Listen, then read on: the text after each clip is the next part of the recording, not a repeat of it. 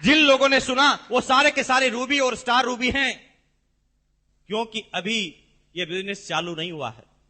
मैंने तरंग लाई सफलता के 5 सूत्र, आरसीएम ही क्यों, टेक्निकल अवाहत में हर टेप में एक ही बात का मैंने बार बार उल्लेख किया था। आपने अगर सुनी हो तो मैंने उसके अंदर बार बार कहा था कि गलतफहमी में मत रहना कि ये बिजनेस चालू हो गया है। अभी ये बिजनेस चालू नहीं हुआ है, अभी तो 2007 दिसंबर में चालू होने का इसका सही वक्त आएगा। तो आप सोच रहे होंगे कि अभी क्या हो रहा है।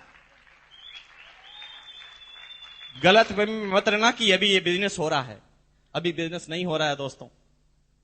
अभी तो आर्थिक आजादी की सेना तैयार की जा रही है और अभी सिर्फ सैनिकों की भर्ती चालू है। जनरल आदमी की भर्ती अभी इस बिजनेस ने चालू नहीं की है। अभी तो ये कंपनी एफएमसीजी प्रोडक्ट की कंपनी है, फास्ट मूविंग कंज्यूमर गुड्स। ये भी कंपनी सिर्फ फास्ट मूविंग कंज्यूमर गुड्स की है। और एक आप बहुत आश्चर्यजनक आंकड़ा आपको बताऊं क्या? पूरी दुनिया के टर्नओवर की बात की जाए तो एफएमसीजी का टर्नओवर मात्र 10% का होता है। यानी 90% वाले क्षेत्र में तो अभी आरसीएम बिजनेस ने कदम भी नहीं रखा है। एफएमसीजी जो खाना पीना कपड़ा जो आप कह रहे हैं ना, ये पूरी दुनिया के टर्नओवर का मात्र 10% है। यानी 90% टर्नओवर जो वाली चीजें हैं जिसके अंदर अभी इस कंपनी ने कदम भी नहीं रखा, जिसे कहते हैं सर्विसेज सेक्टर, जिसे कहते हैं सर्विसेज सेक्टर।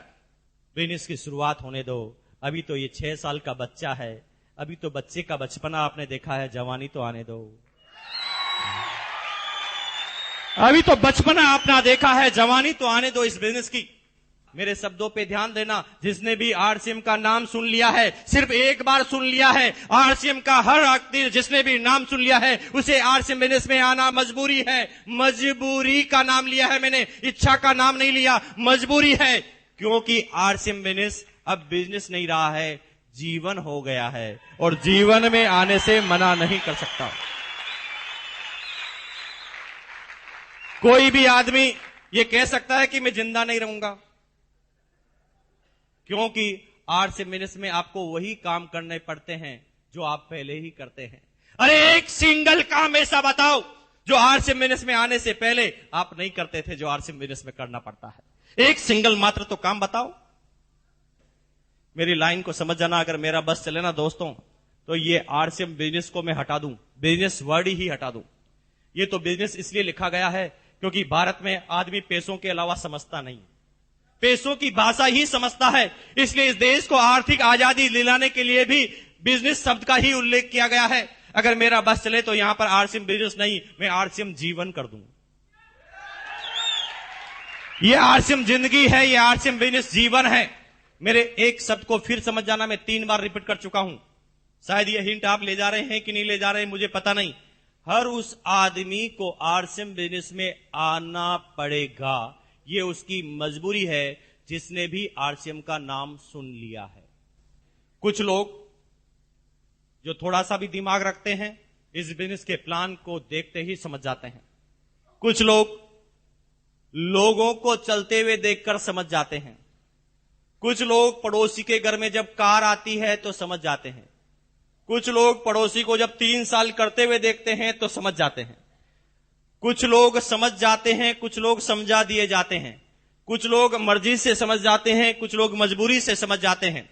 हर आदमी को जिसने भी इस बिजनेस का नाम सुन लिया है उसे आना पड़ता है, क्योंकि आरसीएम बिजनेस नहीं जीवन है। जीवन में आने से कोई मना नहीं कर सकता। लेकिन क्यों होता है समय 1 साल 2 साल 3 साल 4 साल बाद क्यों एक आदमी को यह बात समझ में आती है? Now seminar is start. अब चालू हो रही है सेमिनार की बात। निकाल लीजिए अगर आपके पास पेन है, निकाल लीजिए आपके पास अगर डायरी है। समझ आना, अगर ये 3 बातें समझ में आ गई, पूरी सेमिनार, पूरा बिजनेस और पूरी जिंदगी समझ में आ जाएगी। पूरी लाइफ, ना सिर्फ इस बिजनेस की बात कर रहे हैं, जिंदगी के हर क्षेत्र में। चाहे आप नेता हैं तो नेता में नंबर 1, बिजनेस करते हैं तो बिजनेस में नंबर 1, सर्विस करते हैं तो सर्विस में नंबर 1, आरसीएम करेंगे तो आरसीएम बिजनेस में नंबर 1, आप गृहिणी हैं तो गृहिणी में नंबर 1, और अगर आप अच्छे पति हैं तो पति में नंबर 1, पत्नी है तो पत्नी में नंबर 1, जिसमें भी जाएंगे उसमें नंबर 1। क्योंकि मैं बताने जा रहा हूं सफलता के 3 दुश्मन। नंबर 1, पहला ईगो, घमंड, ईगो, घमंड। नंबर 2, शर्म, शेम। नंबर 3, शंका, डाउट। ईगो, शर्म, शंका। ईगो, मुझे पता है इस हॉल में आज बहुत सारे ऐसे आदमी हैं जो पहली बार आए होंगे, और इस हॉल में इतनी तालियां बजने के बाद भी वो ताली नहीं बजा रहे हैं। पता है क्यों? सफलता का पहला दुश्मन उनकी जिंदगी में आ गया है, जो 95% आदमियों की जिंदगी में आ जाता है, एकदम सही समय पर एंट्री लेता है, जिसे कहते हैं ईगो। पता है वो क्यों नहीं बजा रहा? जानते हैं कि उसे अच्छा लग रहा है, उसे मजा आ रहा है, फिर भी वो ताली इसलिए नहीं बजा रहा है क्योंकि उसे जबरदस्ती पहली बार किडनैप करके लाया गया है। वो आना नहीं चाहता था, वो आने से पहले ही घर पर बार बार बोल रहा था, मुझे मत ले जा, मैं समझूंगा ही नहीं, मुझे समझना ही नहीं, मुझे करना ही नहीं, मुझे मत ले जा भैया, मैं नहीं समझूंगा। अब क्योंकि उसे समझ में भी आ रहा है, फिर भी वो ताली नहीं बजा रहा है, क्योंकि पड़ोसी नहीं देख ले कहीं मैं समझ गया, है ना। अब उसके अंदर ईगो आ गया कि कहीं अब मैं समझ जाऊंगा तो लोग क्या कहेंगे, समझ गया।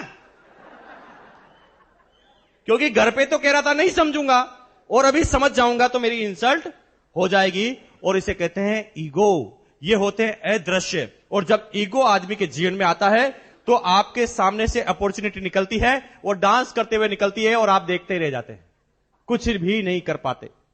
ईगो एक ऐसी चीज है जिससे नजर तो नहीं आती, लेकिन जीवन में उसका एक बहुत बड़ा असर आ जाता है। बहुत सारे आदमी को जब ये बिजनेस प्लान आप बताने की शुरुआत करते हैं, बहुत सारे आदमी शुरुआत से पहले ही आपको रोक देते हैं। आई नो वेरी वेल, मैं जानता हूं। जो ही आप बैग निकालते हो, कहते हैं नहीं करना, नहीं आता, ऐसा बहुत सारे आते जाते, सुनेंगे नहीं आपकी बात। एक दिन एक आदमी मुझे भी मिल गया। जब ईगो आता है तो आदमी दूसरे वाले आदमी को नीचा गिराने की कोशिश करता है।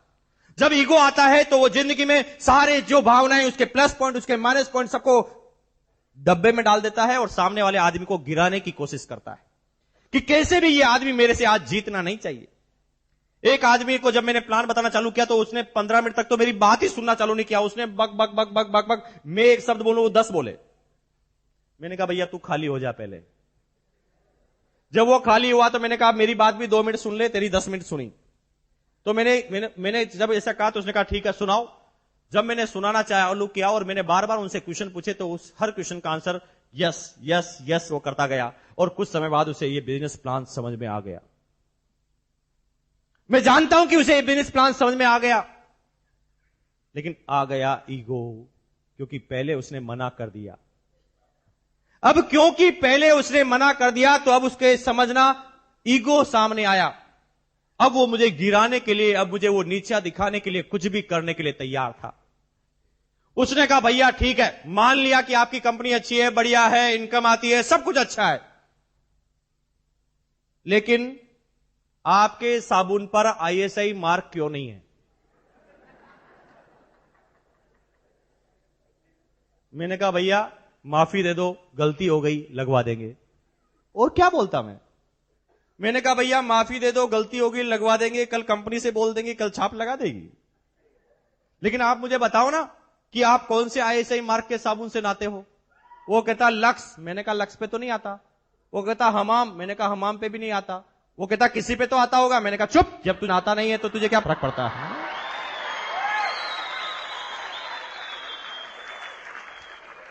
जब ईगो आता है तो आदमी कुछ भी पूछता है, हर कुछ वो प्रेस्टीज इश्यू बना लेता है, और वो नीचे गिराने के लिए आदमी को कुछ भी करने के लिए तैयार हो जाता है। एक आदमी ने मुझे कहा भाई साहब आपकी कंपनी क्या रजिस्टर्ड कंपनी है?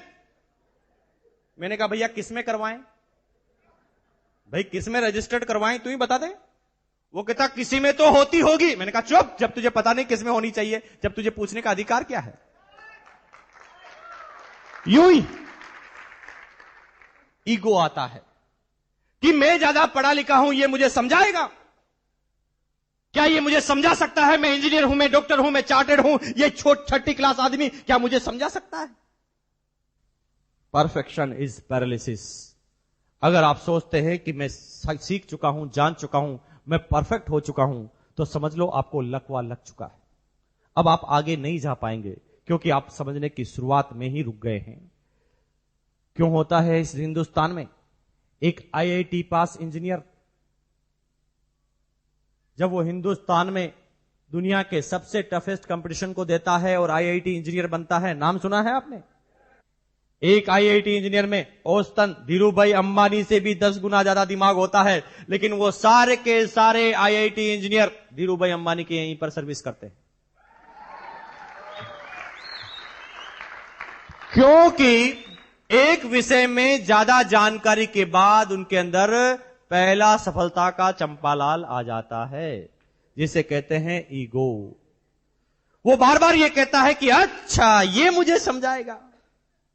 वो लोगों की बात ही नहीं सुनता, और धीरूभाई अंबानी फिर भी 10वीं पास होते हुए 65,000 करोड़ पर क्यों पहुंच जाता है?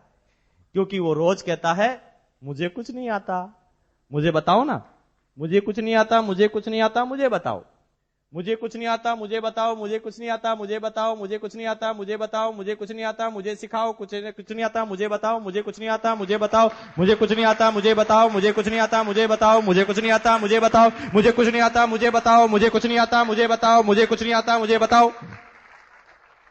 सीखता जाता है, सीखता जाता है, सीखता जाता है, सीखता जाता है, सीखता जाता है, सीखता जाता है, सीखता जाता है, सीखता जाता है, सीखता जाता है, सीखता जाता है, सीखता जाता है, सीखता जाता है, सीखता जाता है। Number 1 in the India 65,000 crore का साम्राज्य खड़ा कर देता है, क्योंकि वो कहता है कि मुझे कुछ नहीं आता।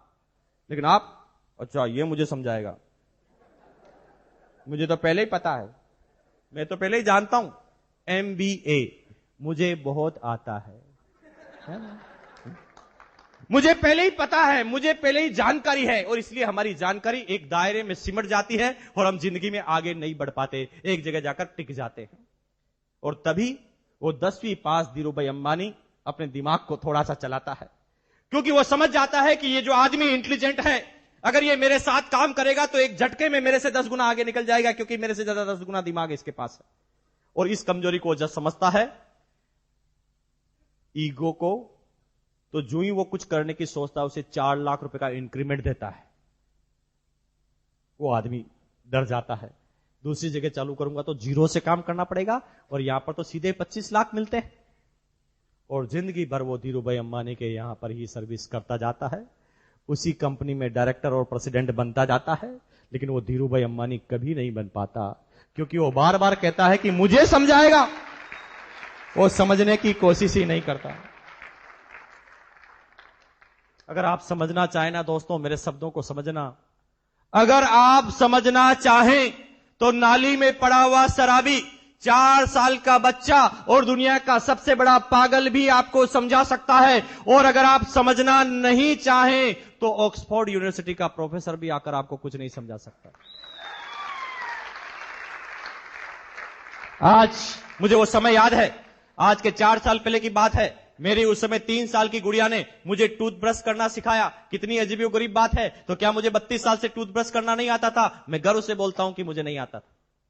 एक दिन संडे की बात थी, महीने का अंतिम संडे, मेरी कोई सेमिनार नहीं थी। मैं घर के बाहर निकलकर गार्डन में ब्रश कर रहा था और मेरी गुड़िया पूंछ की तरह मेरे पीछे पीछे पकड़कर घूम रही थी, मुझे पता भी नहीं। अचानक 3-4 मिनट बाद मेरी जब निगाहें गई तो मैंने पूछा क्या है? तूने कहा डैडी छी, इतने बड़े हो गए अभी तक ब्रश करना नहीं आता। शुक्र है भगवान का, अल्लाह का, परवरदिगार का कि मैं उस समय आरसीएम बिजनेस में था। मेरे अंदर ईगो गायब हो चुका था। तो मैंने पूछा कि नहीं, क्या गलती है? अगर मैं आरसीएम नहीं करता तो उस बच्चे के एक चपाटा मारता और कहता अच्छा तू समझाएगी मुझे।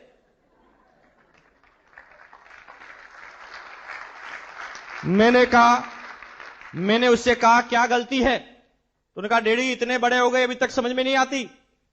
हमारी मैम ने बताया है कि आपके दांतों की, आपकी टीथ की जो लाइन है वो तो स्ट्रेट है और आप ब्रश को यूं घुमा रहे हैं। हमारी मैम ने बताया कि ऐसे बोलो zig zag zig zag zig zag zig zag zig zag. Mukesh Kothari ने एक ही चाटा अपनी गर्दन पर लगाया कि बेवकूफ हो गया, 32 साल से ब्रश करना नहीं आता, 4 साल के बच्चे ने तुझे सिखा दिया। गलत फहमी में मत रहना दोस्तों। सीखना चाहें तो 2 साल का बच्चा, 4 साल का बच्चा नाली में पड़ा हुआ शराबी और दुनिया का सबसे बड़ा पागल भी समझा सकता है। और नहीं समझना चाहे ना दोस्त, और ठान ले कि मैं समझूंगा ही नहीं, तो कोई नहीं समझा सकता, चाहे दुनिया का सबसे बड़ा प्रोफेसर भी आकर आपको कुछ समझाए, नहीं समझ में आएगा।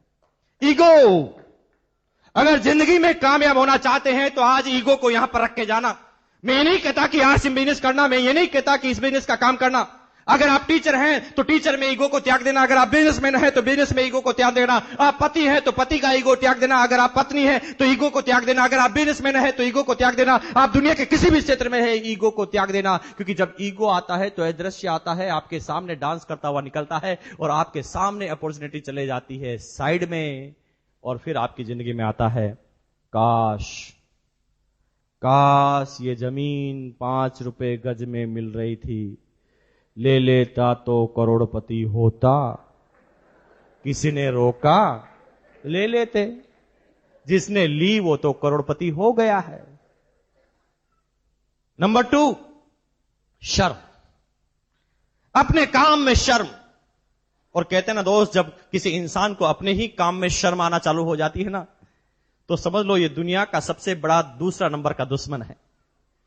जो भी आदमी अपने काम से शर्म करते हैं वो कहीं पर नहीं जाते, क्योंकि कामयाबी का पहला ही मंत्र है, वो है जब तक दुनिया ये नहीं कह दे कि बंदा ये बिंदास है, तब तक आप कामयाब नहीं होंगे, चाहे आप किसी भी क्षेत्र में हैं। जब लोग बाग ये कहने लग जाए कि बंदा ये बिंदास है, अपने काम से शर्म नहीं आती, तो आप भी कामयाब हो जाएंगे। 95% आदमियों को काम करने से पहले शर्म आती। मैं डॉक्टर हूं, लोग क्या कहेंगे, 8 रुपए का साबुन बेच रहा है। मैं तो बिजनेसमैन हूं, क्या ये मैं 1500 रुपए का छोटा सा बिजनेस करूंगा। मैं ये हूं, मैं वो हूं, और अपने काम से शर्म आती है। और उसका छोटा भाई काम करते करते मर्सिडीज कार लेकर आता है, फिर बात समझ में आती है। आई ना कुछ लोगों को 2 साल बाद, 5 साल बाद भी आती कुछ लोगों को। मेरे दोस्तों को भी 5-6 साल बाद समझ में आई। वो कहते मैं दुश्मन हूं, तूने मुझे पहले क्यों नहीं बताया। शर्म, काम से शर्म। और दोस्तों, जब किसी इंसान को अपने ही काम से शर्म आती है ना, फिर वो कहीं नहीं जा सकता। कहते हैं, किसी विद्वान ने भी कहा है, अगर आप चाहते हैं 5 मिनट की खुशी प्राप्त करना तो एक झपकी ले लो। अगर आप चाहते हैं कि 3 घंटे की खुशी लेना तो एक फिल्म देखने चले जाओ। अगर आप चाहते हैं 1 दिन की खुशी प्राप्त करना तो पिकनिक पर चले जाओ। अगर आप चाहते हैं 7 दिन की खुशी प्राप्त करना तो हनीमून पर चले जाओ। अगर आप चाहते हैं कि 3 महीने की खुशी लेना तो शादी कर लो। अगर आप चाहते हैं कि 1 साल की खुशी, 2 साल की खुशी मिले तो खूब सारा पैसा कमा लो। लेकिन अगर आप चाहते हैं कि जिंदगी भर खुशी चाहिए तो अपने काम से प्यार कर लो। अपने काम से अगर आपको प्यार हो गया तो किसी खुशी की तलाश में आपको नहीं जाना पड़ेगा। अगर आप अपने काम से प्यार कर लेते हैं तो कभी आपको किसी खुशी की तलाश में नहीं जाना पड़ेगा। दोस्त, जो भी शर्म को त्यागा है वो सब नंबर 1 पर गए हैं, लेकिन 98% आदमी नहीं त्याग पाते अपनी शर्म को। धीरू भाई अंबानी को अपने जीवन की शुरुआत पेट्रोल पंप पर सर्विस करते हुए शर्म नहीं आई। कर डाली उसने पेट्रोल पंप पर सर्विस, भर डाला पेट्रोल और बना दी दुनिया की सबसे बड़ी रिफाइनरी। अमिताभ बच्चन को लावर इस फिल्म की शूटिंग में अचानक डायरेक्टर ने बोला कि भैया लड़की के कपड़े पहन के डांस करना पड़ेगा इस डांस में। बंदा वो बिंदास था, फटाफट लड़की के कपड़े पहने और गा दिया मेरे अंगने में, सुपर डुपर हिट। वो अपने काम से प्यार करता था। अपने काम से प्यार करने की वजह से वो क्षेत्र में वो नंबर 1 पर गया। तभी राव साहब बार बार बोलते हैं, अरे दोस्त, इस देश में कामयाब व्यक्ति टाटा आज भी नमक का व्यापार करते हुए शर्म नहीं करता। बाटा आज भी जूतों का व्यापार करते हुए शर्म नहीं करता। अंबानी अभी आम और सब्जियों का व्यापार करते हुए भी शर्म नहीं कर रहा है, तो आप किस खेत की मूली हैं दोस्त, जो आपको शर्म आ रही है?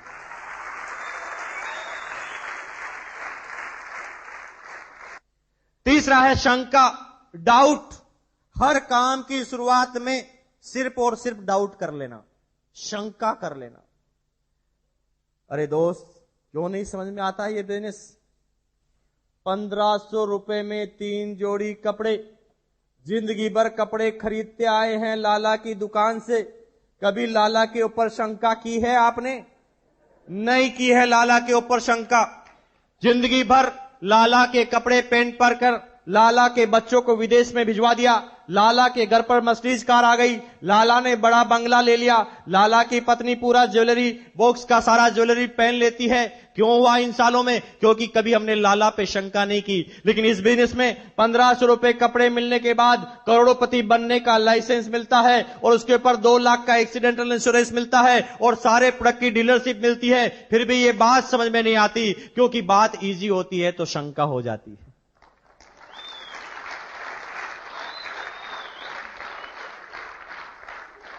एक बहुत बड़ी बात बता रहा हूं दोस्तों, मैं यहां पर राजस्थान का राजस्थानी बनकर बात नहीं कर रहा हूं, मैं हिंदुस्तान का हिंदुस्तानी बनकर बात नहीं कर रहा हूं, मैं किसी जाति धर्म का बात नहीं कर रहा हूं, मैं आरसीएम की वजह से यहां पर बात नहीं कर रहा हूं। मैं जो बात कर रहा हूं एक सच्चा आदमी बनकर बात कर रहा हूं, मेरी बात को समझना।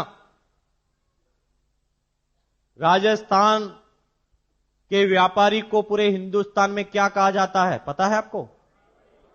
मारवाड़ी। और मारवाड़ी का ब्रांड इमेज बताऊं मैं आपको? कंजूस मक्की चूस।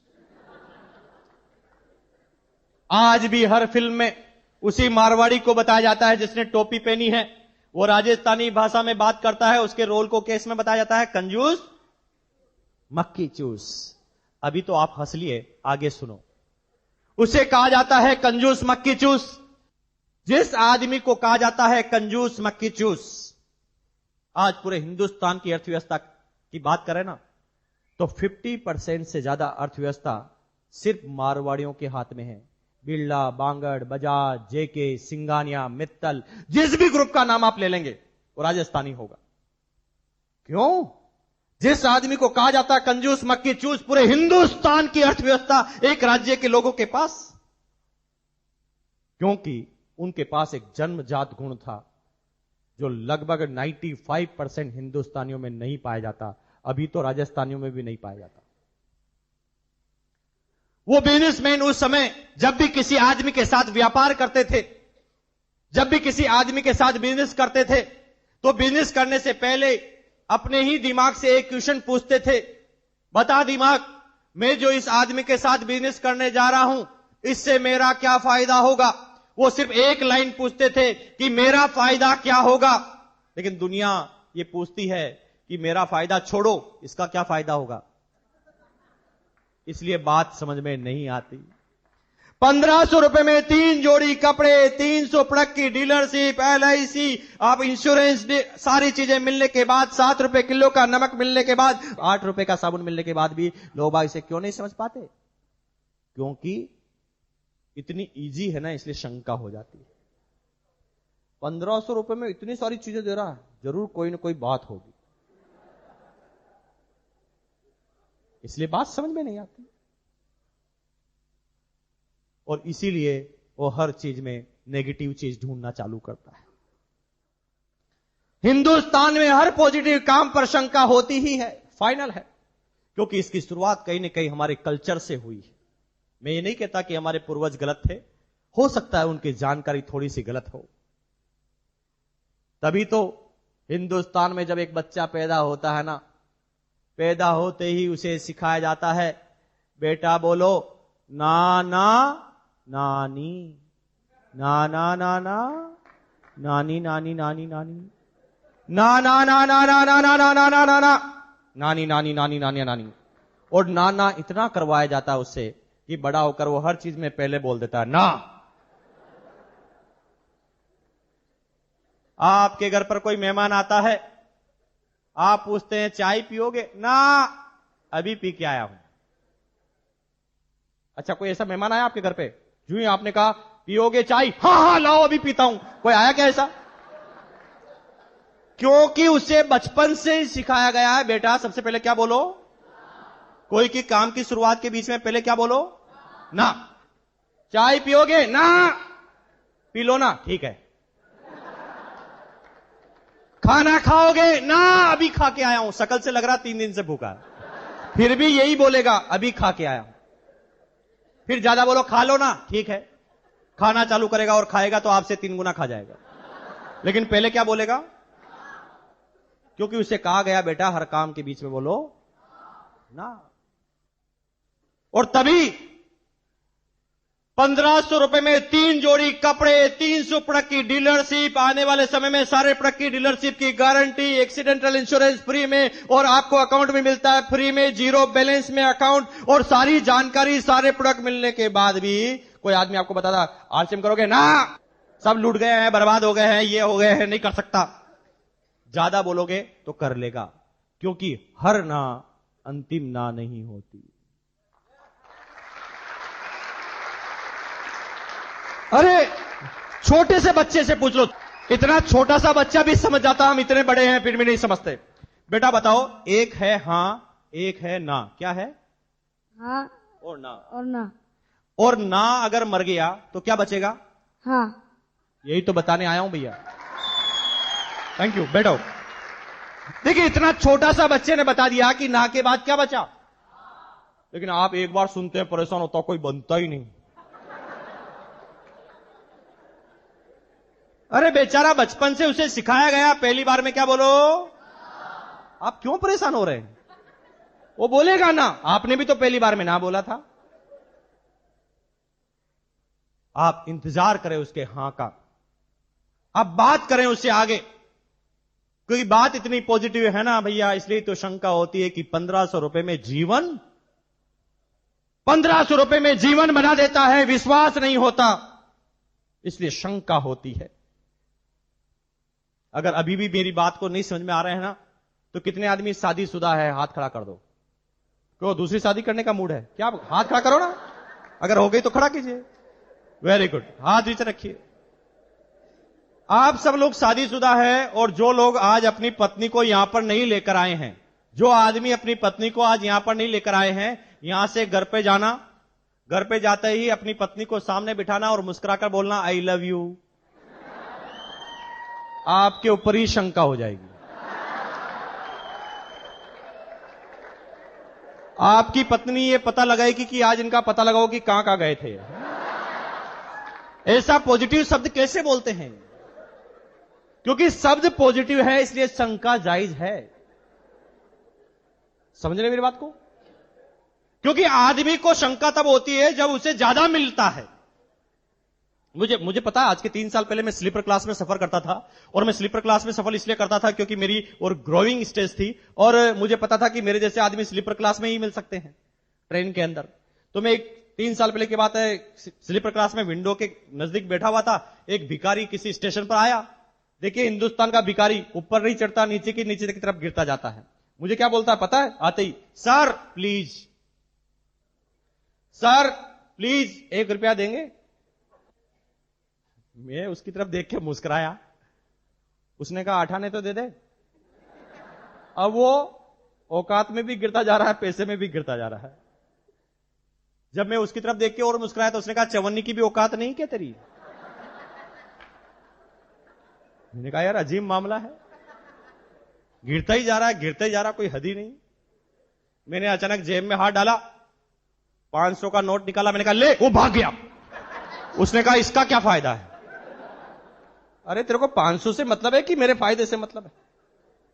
और 90% आदमियों को यह बात इसलिए नहीं समझ में आती कि इसका क्या फायदा है, और इसलिए बिजनेस समझ में नहीं आता। और यह सफलता के जब 3 दुश्मन किसी की जिंदगी में आते हैं,